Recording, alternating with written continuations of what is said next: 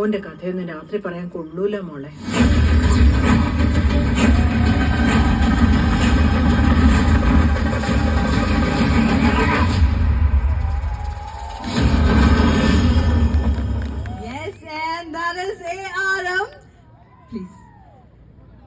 കുറേയധികം ചോദ്യങ്ങൾ നമ്മുടെ പ്രേക്ഷകരുടെ അടുത്ത് നിന്ന്, ഇവിടെ ഓഡിയൻസിന്റെ അടുത്ത് നിന്നൊക്കെ റെഡി ആക്കിയിരിക്കുന്നുണ്ട്. ബട്ട് ബിഫോർ ദാറ്റ് എനിക്ക് കുറച്ച് കാര്യങ്ങൾ ചോദിച്ചറിയാനുണ്ട്. ഒന്നാമത്തെ കാര്യം, ആദ്യം ഒരു പരിഭവമാണ്.